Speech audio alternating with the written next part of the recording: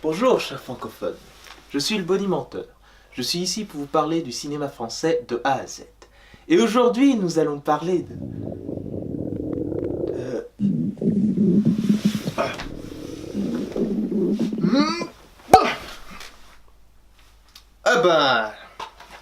de Neuilly sa mère.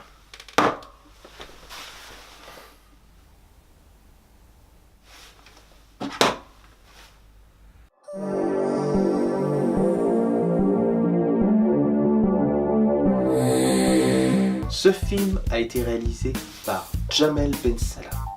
Et il a fait ces films-là. Et je m'en fous. Je m'en contrefous que ce soit pas lui qui l'ait réalisé ce film. C'est Gabriel Julien Laferrière. Tandis que Jamel Bensalah, il a fait l'histoire, les dialogues, il a été le producteur exécutif, il a dirigé les figurants et les acteurs, il a fait le lit de ses enfants. Attends, what?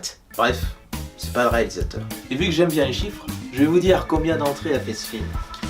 Bon, ça doit pas être beaucoup, ça doit faire que... 2 millions! Bah, au moins, c'est mieux que Coco, hein. Quoi? Qu'est-ce que tu dis? Pourquoi tu veux que je m'allonge? Il y a une feuille, là? C'est le nombre d'entrées qu'a fait Coco? Bon.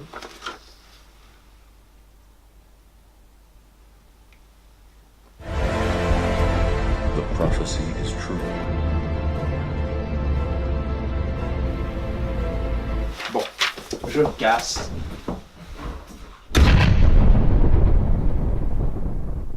Donc, nous commençons par découvrir le personnage principal, Sami Benboudaoud, joué par Sami Seguir, qui nous présente la cité de Chalon. Donc tout d'abord, il nous présente ses deux amis. Le petit blond avec une tête de ouf là, c'est Chazou, mon meilleur ami. Lui là, le meilleur joueur de ping-pong de la planète, c'est Mam, mon autre meilleur ami. Et dans la cité de Chalon, nous pouvons voir Eric Judor qui joue au ping-pong, et puis ensuite Pierre Berger qui est leur professeur. Et... Attends. Il y a encore combien de caméos là? Autant que de poils de chat sur ton jean. Tant que ça? Oh non, non. Non, là j'ai la flemme. J'ai la flemme de les énumérer tous. Donc on va faire une pause générique et voilà. Un bonjour. Nadia, sa mère, a trouvé un boulot à Paris et décide d'emmener son fils chez sa sœur, à Neuilly-sur-Seine, la ville de Sarkozy.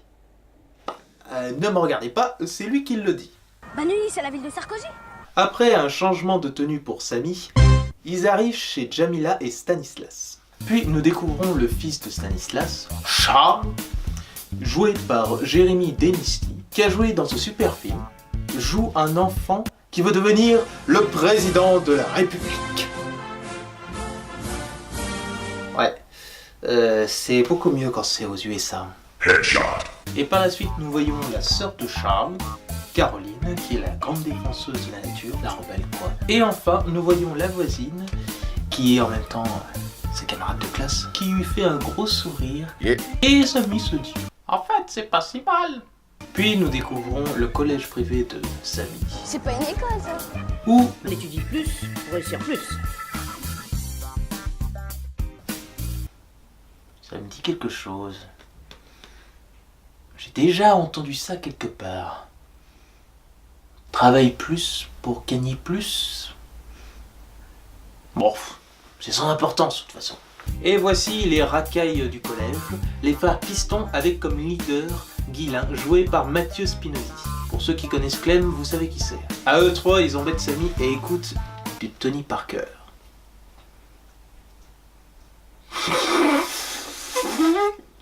De retour à la maison, on voit Stanislas qui se dispute avec sa voisine. Connard. T'as vu? Tout comme chaque voisin. Et on découvre qu'en fait, c'est son ex-femme, ce qui veut dire que c'est la mère de ses enfants. Puis ils se regroupent tous autour d'un bon repas. Ça devait être assez différent, non? Normalement. Ne recommence jamais ça. Qu'est-ce que j'ai fait, monsieur?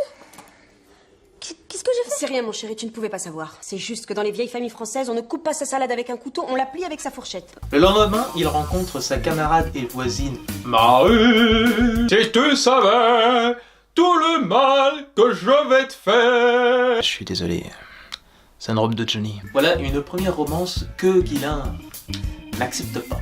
À la cantine, Guylain tente de se faire pardonner en donnant son repas à Samy. Mais il lui dit qu'il est juif. Mais est-ce vrai? Je suis pas juif. Et ça, c'est ralouf. C'est du porc. Aïe!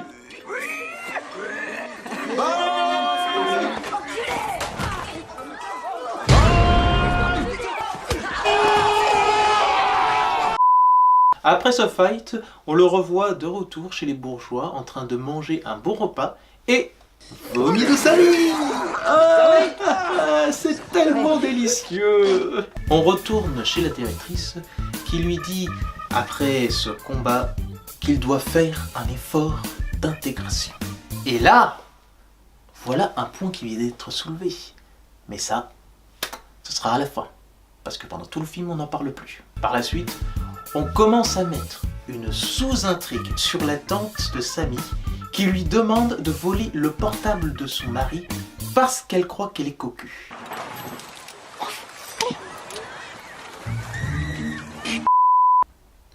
Donc pour voler le portable de Stanislas, ils vont au terrain de tennis, d'où l'on voit ça, Marie, qui joue au tennis avec qui?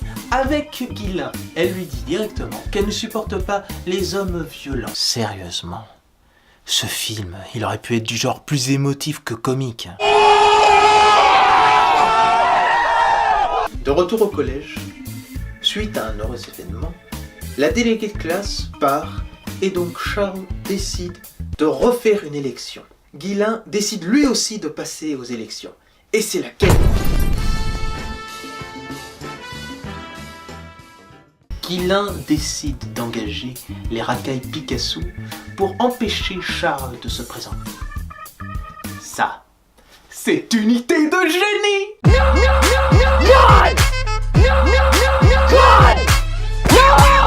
Et bien sûr, Samy sauve in extremis Charles et reçoit un énorme coup de poubelle en plein sur l'œil et ça lui fait un énorme œil beurre noir. Coucou. Le surlendemain, Samy emmène Marie à la fête foraine, ils font tous les jeux possibles jusqu'à ce qu'ils arrivent à la boule.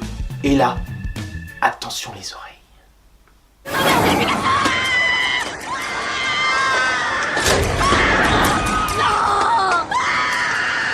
Ah oui, j'ai oublié de vous dire, dans ce film, Samy Seguir, il n'arrête pas de couiner. C'est comme si, en fait, il était en train de muer.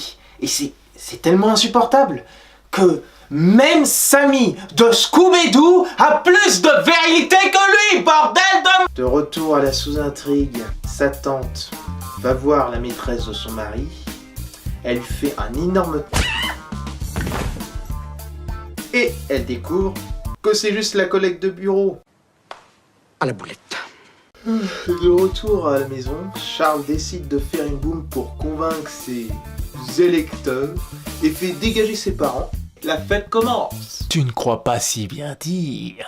En effet, Samy va recevoir ses potes de Chalon et en plus de ça, ses amis Pika. Pika pika. Et bien sûr, Samy se bat de nouveau contre les Pika avec en plus de ça ses potes. Il se barre et se fait de nouveau pardonner par Marie. Puis les adultes reviennent et voient tout le carnage. Et à la suite de ça, Charles nous montre sa belle interprétation de l'homme qui est malade. Regardez. Qu'est-ce que t'as? Où ça? Ça doit être la fin d'ici. Cherchez la bonne. Non, mais ça va pas. Mais arrêtez cette musique, bordel! Bon, je ne suis pas spécialiste en la matière, mais nous allons demander à quelqu'un, parce qu'il est médecin, Dr Toc. Entre les deux, quoi. Entre les deux. Oui. Juste entre les deux. Oui. Est-ce que ça ne serait pas plutôt un rien à gauche? Là où je mets mon doigt. Ah, il me semble bien. Ouais. Et ça vous fait mal quand j'enfonce mon doigt? Aïe! Ah oui? Ah, on dirait que ça me fait mal. Et Et pour lui, non? Ouais, c'est juste un gars qui s'est fait tabasser par les Pika et qui en plus de ça accuse Samy d'être le fautif. On est d'accord. C'est un enculé. À cause de ça, sa tante décide de ramener Samy près de sa mère et donc de quitter son collège. Mais avant de partir, Samy demande à ses camarades de pardonner Charles de son comportement. Et donc, il leur lit ce texte. Oui, j'ai été un sale type qui pensait que tout se vend. Et que accepte de me tendre une main amicale. Je ferai tout pour la saisir. Et vous prouver qu'on peut changer. Même quand on a passé 14 ans. Écrit par Guy Moquet, militant communiste mort pendant la fusillade de 1941. Et bien sûr, dans le meilleur des mondes, Charles est élu et Samy se fait directement innocenter par les Pika. Facilité scénaristique. Et à la fin, Samy vit à Paris et est enfin avec Marie. Fin. C'est vrai que quand il est sorti au ciné, j'avoue que j'avais bien aimé le film. Mais ça, c'était avant. Placement de produit. Les acteurs surjouent ou sous-jouent. Alors pourtant, ils sont pas si mauvais que ça dans d'autres films. Le seul acteur qui joue bien, c'est Mathieu Spinozzi, celui qui joue Guilain. À chaque fois que tu le vois qu'il s'éclate, mais à mort. À mort. C'est étonnant. À chaque fois, je rigole. Là, même quand il a les dents noires, là, c'est hilarant. N'est-ce pas, Samy? Mais sur la tête de ma mère que c'est vrai. En conclusion, le seul truc, c'est le scénario. Je sais pas où est-ce qu'il veut nous emmener. Le seul truc que j'ai compris, c'est l'idée du film qui, en gros, veut nous montrer un étranger qui essaye de s'intégrer en France en quittant son pays et d'apporter sa culture. Ça a été retranscrit sur un enfant des banlieues qui vit dans son école publique et qui, par un heureux hasard, arrive à Paris dans une école privée et il doit essayer de s'intégrer. Mais autour de cette idée sur l'intégration et l'immigration, il y a trop de gars, il y a trop de clichés, on ne comprend rien de ce qui se passe. Et malheureusement, on n'est pas du tout sur ce thème-là. Donc, je lui mets une bonne mention de 3 sur 10. Parce que j'aime bien Guilla. Tout ce que je peux vous conseiller, c'est de regarder la filmographie de Toledano et Nakache, qui nous permettent de mieux voir la vie et la différence, mixée sur l'humour et le drame. Sur ce, à la prochaine, et je bonimentionne les films que vous oubliez de mentionner. Pas de bras, pas de chocolat. C'est une vanne, hein? Non, je déconne.